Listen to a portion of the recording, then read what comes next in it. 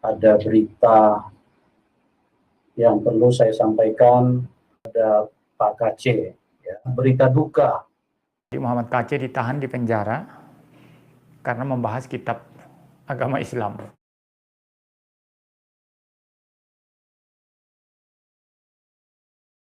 Memukul Muhammad KC, ya, tersangka penista agama.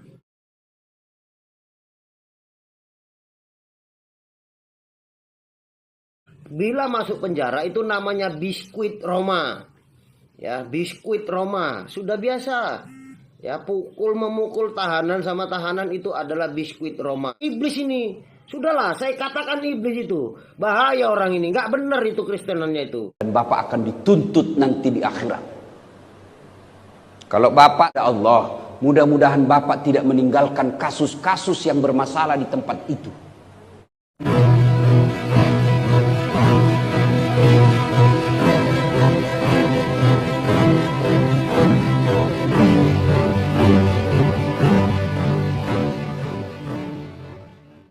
Assalamualaikum warahmatullahi wabarakatuh. Alhamdulillahirabbil alamin wassalatu wassalamu ala asyrafil anbiya'i wal mursalin wa ala alihi wa sahbihi ajmain, amma ba'du. Puji syukur kehadirat Allah Subhanahu wa taala karena kita diberikan waktu dan kesempatan berjumpa kembali melalui channel Salam Satu Akidah. Semoga kita semua dirahmati Allah dan diberi kekuatan serta keteguhan hati di dalam iman Islam untuk terus meningkatkan iman serta ketakwaan kita kepada Allah Subhanahu wa taala. Baiklah saudara kesemuanya, pada kesempatan kali ini saya akan menampilkan sebuah video atau cuplikan tentang informasi serta kondisi dari Qosman bin Sunet, sang penista agama yang sekarang lagi ditahan di Mabes Polri, ya. Dan bagaimana kondisinya pada saat ini dan apa yang membelatar belakangi Irjen Napoleon Bonaparte memukul Qosman ini. Nanti kita akan coba lansir dari informasi yang kita dapat. Nah, bagaimana cuplikan videonya? Terlebih dahulu kita simak bersama, ya. Namun sebelumnya saya mengucapkan terima kasih yang sudah mendukung channel ini dengan subscribe. Juga yang baru bergabung, jangan lupa subscribe, like, serta di-share. Dan kita dukung juga channel-channel Islam lainnya untuk terus membentengi umat dari upaya pemurtadan serta penangkalan akidah umat Islam. Langsung saja kita simak videonya terlebih dahulu. Selamat menyaksikan.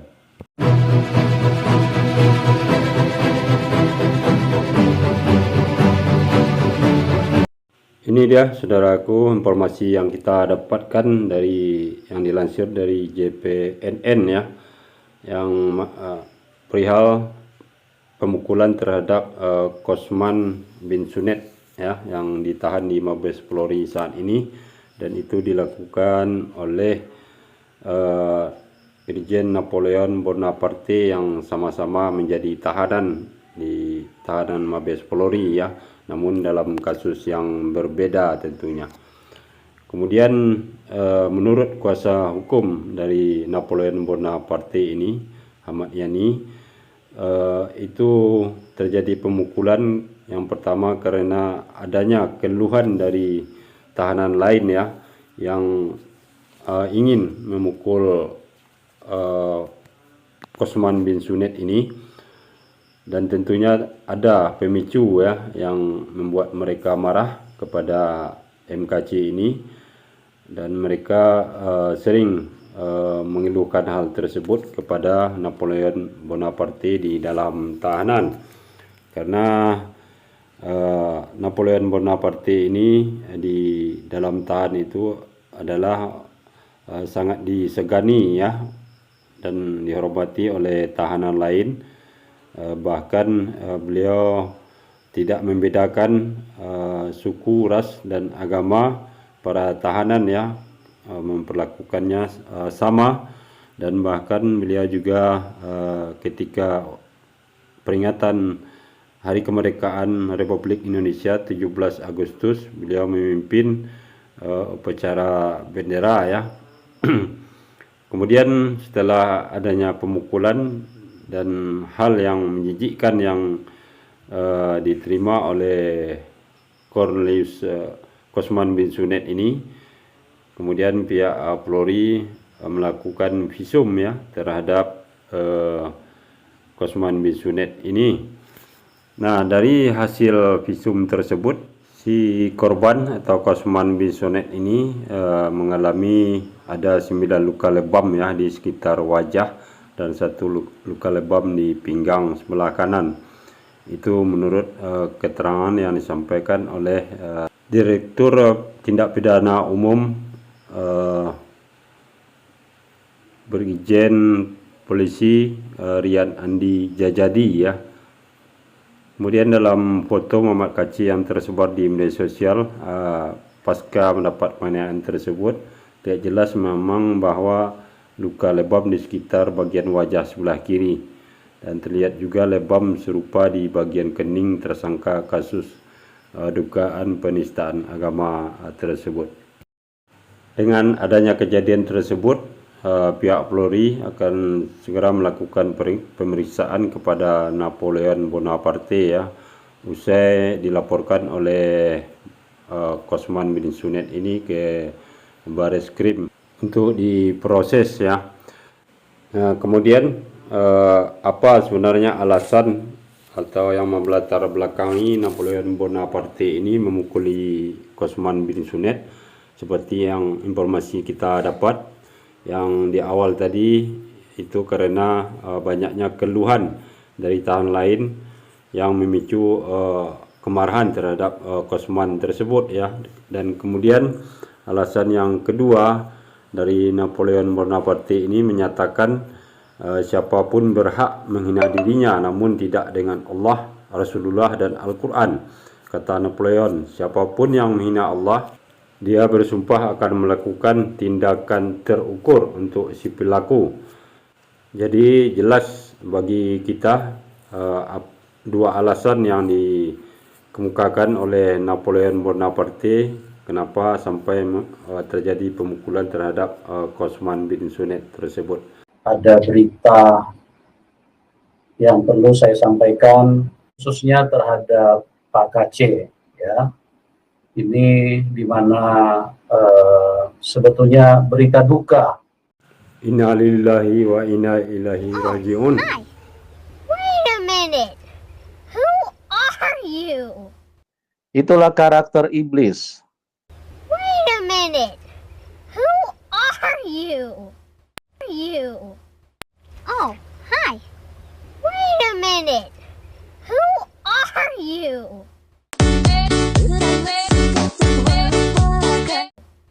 Oh, hi. Wait a minute. Who are you? Membawa manusia kepada neraka. Itulah karakter iblis. Tuhan berkolor.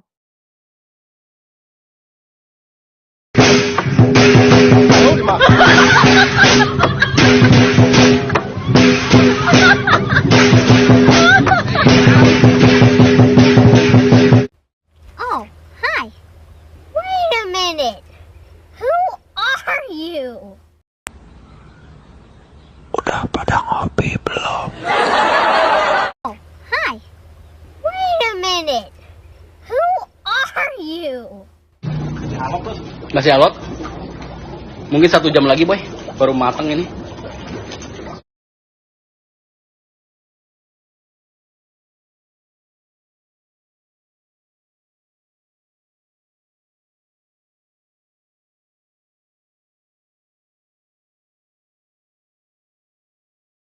Membawa manusia kepada neraka.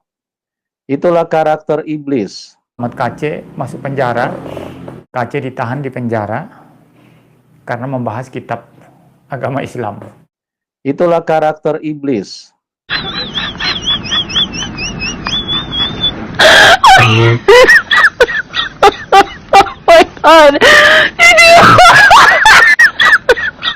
Satu lagi hamba Allah akan datang. Kau tunggu. Dia adalah keturunan iblis. Dia akan sesatkan umat Rasulullah. dan kau paling dari Al-Quran. Siapa yang akan datang dari keturunanmu, wahai jin iblis dan Allah? Dajjal! Shalom. Ya, salam sejahtera bagi kita semua. Ya, saya Parlindungan Sitorus, Ketua Umum Organisasi Advokat Lawyer dan Legal, mau menanggapin berita yang marak di media sosial terkait dengan pemukulan yang katanya pemukulan seorang jenderal memukul Muhammad Kece. Ya, jenderal polisi memukul Muhammad Kece. Ya, tersangka penista agama. Ya, saya minta kepada rekan-rekan YouTuber Kristiani ini jangan dipelintir. Ya. Ini adalah ulah Paul Chang. Saya tahu sekali ini ulah Paul Chang. Mempelintir seorang jenderal berniat mau membunuh MKC katanya. Agar kita ribut. Otaknya ini nggak bersih. Otaknya ini nggak baik ini Paul Chang ini. Jadi saya minta kepada Mabes Polri atau kepolisian agar menangkap Paul Chang. Ya, tangkap itu Paul Chang. Bila perlu tembak saja, bedil saja orang ini. Ya, orang ini provokator, bajingan ini orang. Ya, inilah yang akan merusak negeri ini. Dia di luar negeri sana ngoceh-ngoceh, lempar batu sembunyi tangan, ya memprovokatorin, ya agar umat Kristen itu ribut, ya umat Kristen dan Islam itu ribut. Nah, dia tenang-tenang di sana, kita yang ribut di sini. Sementara dia enak-enak di luar negeri sana. Jadi saya minta kepada teman-teman Kristiani, terutama YouTuber, jangan mau terpancing atau terprovokator oleh Paul Chang. Ya, ini orang nggak bener. Ya, dia ini orang nggak bener. Ya, dia ini orang yang benar. Satu hal yang perlu saya sampaikan, tidak ada pemukulan dilakukan oleh Polri. Ya, setelah saya lihat di YouTube, ya, dan dari keterangan Bareskrim, ya, menyampaikan kepada media yang memukul itu Napoleon itu tersangka kasus korupsi, ya tersangka kasus korupsi. Jadi tahanan sama tahanan itu biasa dilakukan. Bila masuk penjara itu namanya biskuit Roma, ya biskuit Roma sudah biasa. Ya, memukul tahanan sama tahanan itu adalah biskuit Roma. Nah, itu biasa. Tapi perlu diusut. Ya, bukan saya bilang tidak perlu diusut. Ini perlu diusut. Apa niatnya? Apa motivasinya itu sampai memukulin MKC? Tetapi kita umat Kristiani jangan mau diprovokatorin sama setan Paul Chang ini. Ya, karena saya tidak mau ada Paul Chang setan ini, iblis ini. Sudahlah, saya katakan iblis itu. Bahaya orang ini, nggak benar itu Kristenannya itu. Itulah karakter iblis. Tuhan berkolor. Hati-hati mengurus kasus. Hati-hati menangani kasus. Berat tugasnya Bapak.